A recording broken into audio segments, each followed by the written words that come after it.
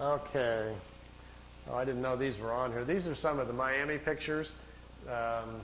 Some of the ones that I didn't put on the tape because I'll kind of go through them here.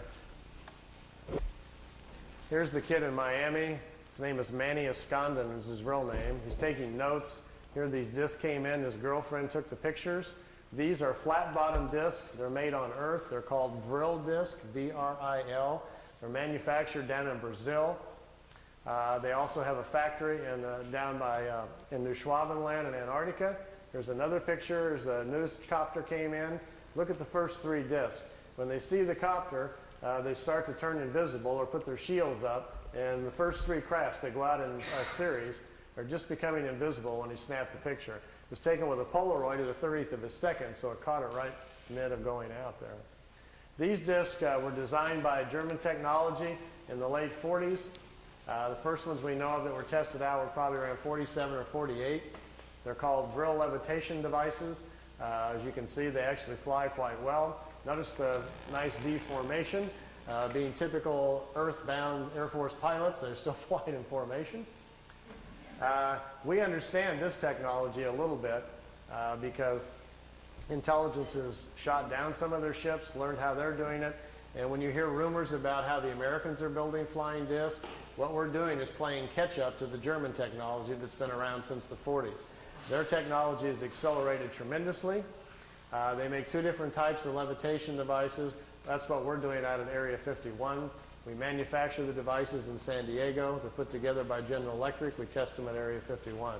Here's the German disc parked down on the ground at a facility down in Brazil. Here's four guys standing next to it down there.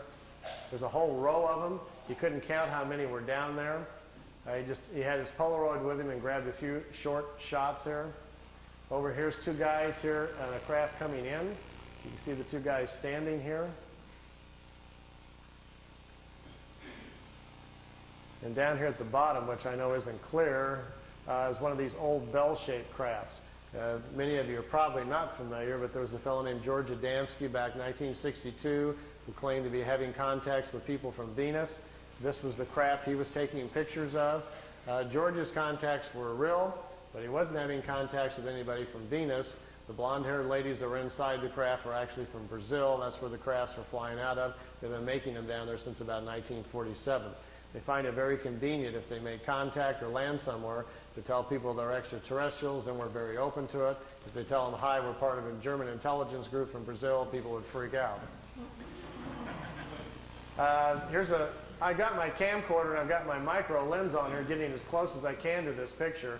It's a very, very small Polaroid picture that's about that big, and it got wet in the rain. He left it in the windowsill, so I've ironed it and put it on paper so we didn't lose it. And I'm copying it with my macro. Here's the whole picture. Over here is one of the old bell-shaped discs. Here's one in the air. Notice the platforms they're sitting on. There's a guy standing here. There's a guy over here just coming out of this disc. I'm trying to get real close to the bottom of it here so we can see what they're like. This is an area, if you look on a map, I've got a little videotape over there if you're interested in learning more about this information, called Space Cities.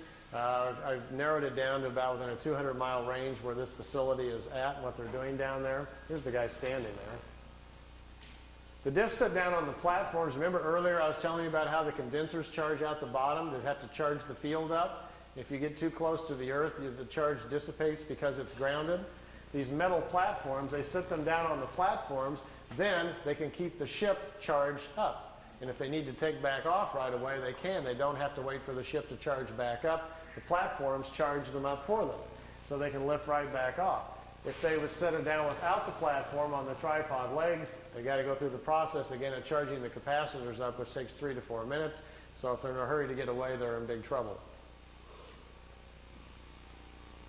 These old bell-shaped discs actually have 3 Mercedes-Benz truck engines in them, driving the magnetic field. This was their first design that they made. This is the first ones that the Germans built. These craft here were under consideration, and they were working on them in the end of World War II.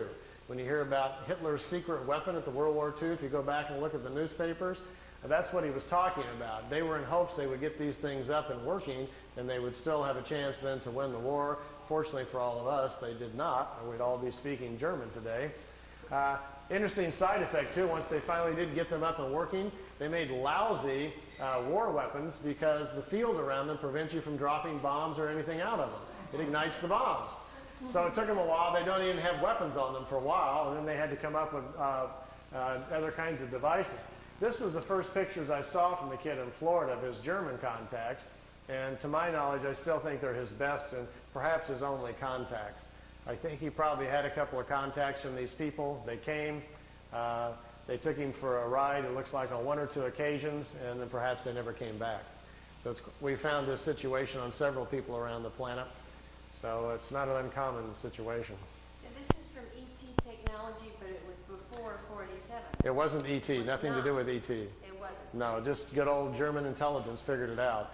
I can tell you where they got it. It's kind of a long story, but basically it came from German people who had traveled to India to study the concept of the Vril, the energy of the universe, and they were trying to figure out how to levitate their own bodies to move in time. And they came back and they explained it to people what they were doing in India, how they were trying to travel in time. And some German engineers tried to build a machine to travel in time, but when they turned the thing on and lifted up off the floor instead, they didn't time travel, but it floated. And they stumbled onto the idea of how to make what's called a Vril levitation device.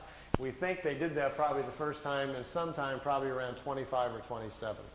And then the concept laid around in private circles for a while and then became a potential thing during the war and then really didn't happen until after the war.